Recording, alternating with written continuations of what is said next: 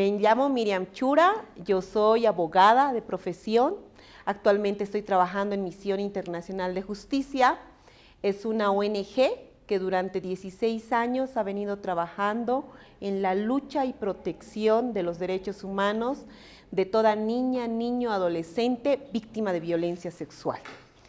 Durante estos 16 años nuestro trabajo ha sido específicamente llevar casos, pero con un enfoque transdisciplinario que involucra esto, el área de psicología, trabajo social y el área legal.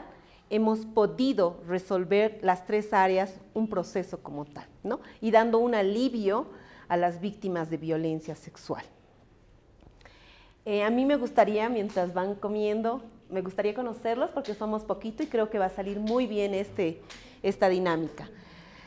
¿De qué carrera eres? Trabajo social. Súper. ¿No? Es que tú le estabas provocando seguro en la casa. ¿No te das cuenta que es mi marido, no el tuyo? O cuando hacen estas caricias, ¿no? Y le dicen, es normal. Y algo importante que nosotros siempre debemos aconsejar a las familias es que las partes de nuestro cuerpo humano se debe llamar por su nombre. Yo les apuesto, inclusive en este grupo pequeño, que a veces nos da hasta miedo poder decir vagina, pene, vulva, pechos. Y ocurre que en una de las víctimas de una niña de 7 años, la mamá viajaba constantemente y la mamá usualmente siempre se lo traía peluches, diferentes peluches. Pero uno de sus peluches preferidos de la niña era la gatita. Pero en un momento, en uno de sus viajes de retorno, la niña le dice a la mamá, mamá, mi tío quiere jugar con mi gatita. Y la mamá le dice, es tu tío, mi amor, puedes jugar con tu gatita, préstale. Y le dice, es que no me gusta. Y le dice, no, mi amor, tienes que compartir con tu tío. Es más, él nos hace el favor de cuidarte mientras yo no estoy. Pero la mamá había olvidado un gran detalle, en que la gatita era la vagina de la niña.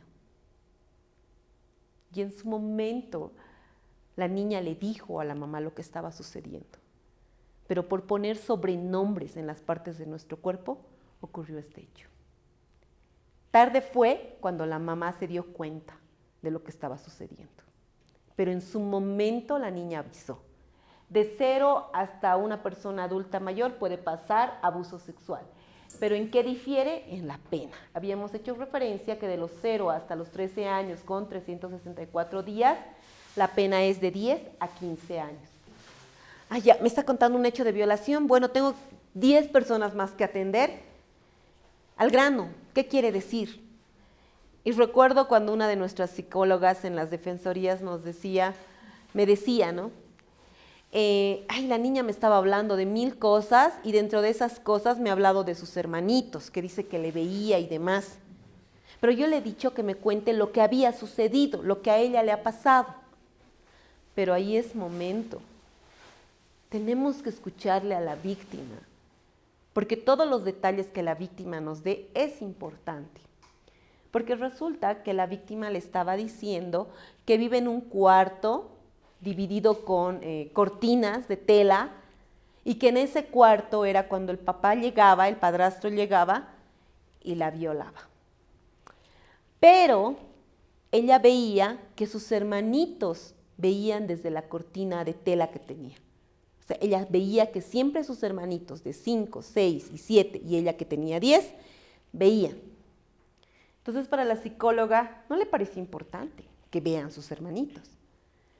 Cuidado, aquí nuestros agravantes nos dice, inclusive si el hecho ocurriese delante de las otras personas menores de edad. Entonces, ¿cómo que no es importante? Es importante.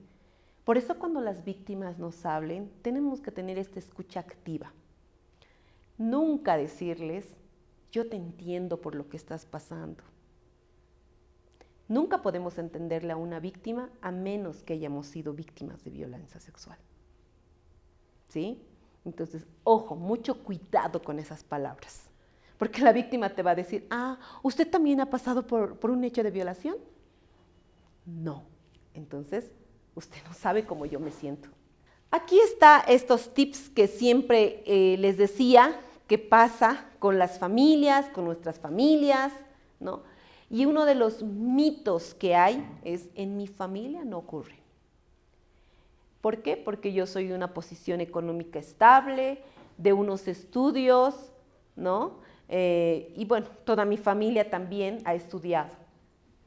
Puede hacerlo cualquier persona. El agresor o agresora es cualquier persona. Puede estar incluso en mi núcleo familiar. Puede estar.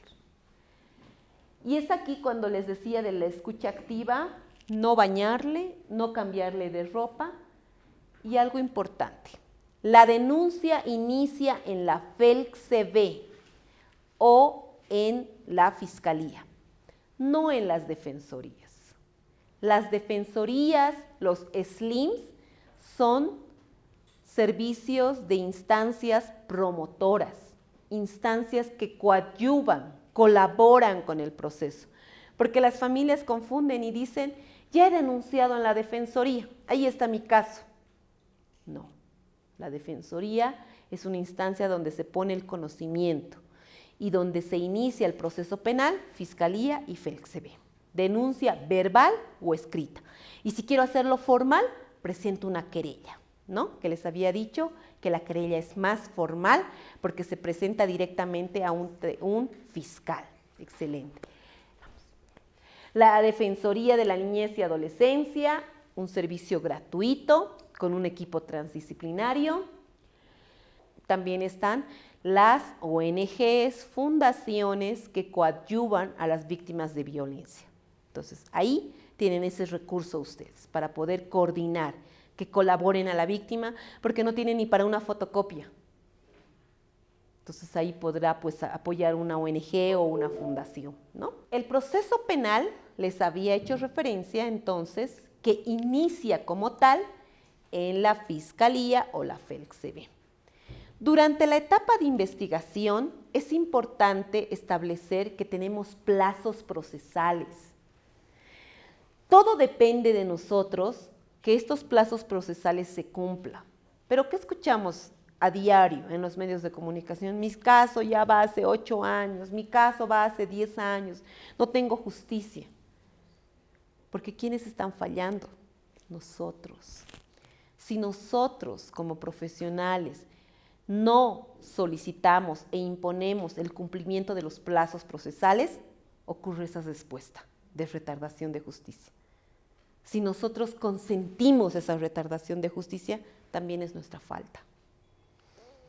La etapa del proceso penal como tal involucra etapa preliminar, preparatoria, juicio. Terminamos con una ejecución de la sentencia, ¿no? Siempre y cuando no existan recursos. Cuando tenemos una sentencia absolutoria de un caso de violación, vamos a ir a un recurso de apelación restringida. No porque no estamos conformes con que el tribunal haya emitido una sentencia absolutoria. Entonces, apelación restringida. En la etapa preliminar, el plazo abarca de 8 días, porque así lo dice el artículo 94 de la Ley 348, hasta los 60 días. Puede ser ampliable esta etapa preliminar, siempre y cuando el caso sea complejo. Ahí ya ven ustedes, en este tiempo de días que les estoy diciendo, tenemos que obtener un certificado médico forense, un informe psicológico, informe social, registro del lugar del hecho, reconocimiento de personas, declaración en cámara gesell, la declaración del agresor. Pasamos. Con este trabajo vamos a lograr una imputación formal. ¿Y qué involucra la imputación formal? La audiencia de medidas cautelares, lo que muchas familias confunden. Se ha llevado la audiencia, ya está en el penal. Bueno, mi proceso ha concluido. Gracias, Luis. Ha concluido. Y no es así. Es cuando recién va a iniciar todo el proceso. Porque en la otra etapa Viene la preparatoria. Y la preparatoria tiene 6 meses. Y ustedes me dirán, pero ¿y qué pasa si yo voy a hacer todos los actos de investigación diligente, voy a coadyuvar, voy a ir a la fiscalía, a la FELCB, testigos, le voy a exigir al investigador para que haga los actos de investigación como ser inspección técnica ocular, la declaración de los testigos, pericia psicológica, biológica, voy a coordinar con el IDIF para que hacer seguimiento de que se hagan estas pericias y lo voy a lograr en 4 meses? O sea, ¿qué pasa después? ¿Tengo que esperar los 6 meses?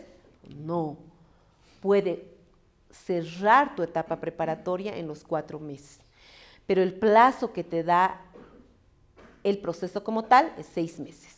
Para posteriormente, terminando esto, vamos a pasar a una acusación fiscal. ¿Quién va a emitir la acusación fiscal cuando todo va avanzando bien?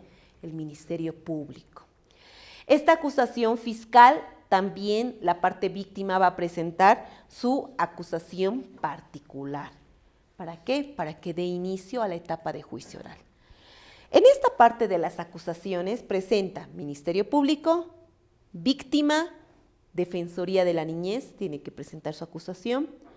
Con estas 3 acusaciones vamos a notificarle al imputado, y en este caso ya va a ser denominado acusado, porque ya estamos en la etapa de juicio oral, para que en el plazo de 10 días pueda presentar sus pruebas de descargo, ¿no? Y estas pruebas de descargo siempre va a decir que él es inocente. Y con ello inicia el juicio oral como tal, llegando a una sentencia absolutoria o una sentencia condenatoria. Y para que sea una sentencia condenatoria, ¿qué tenemos que hacer? Un trabajo diligente. ¿Y de quién parte eso? De todos nosotros, ¿no? La reparación integral del daño, es importante establecer que ahora las autoridades del sistema judicial deben emitir sus fallos, o sea, sus sentencias, con una perspectiva de género. Esta perspectiva de género implica que en sus sentencias tengan que determinarse inclusive que si existe una sentencia condenatoria, ¿cuál va a ser la reparación a la víctima? No monetaria.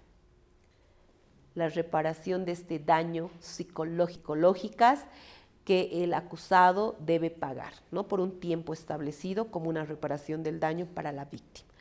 Otros jueces no lo están poniendo aún, pero en su mayoría están aplicando esta perspectiva de género, ¿no? Avances sobre los derechos humanos a favor de la víctima.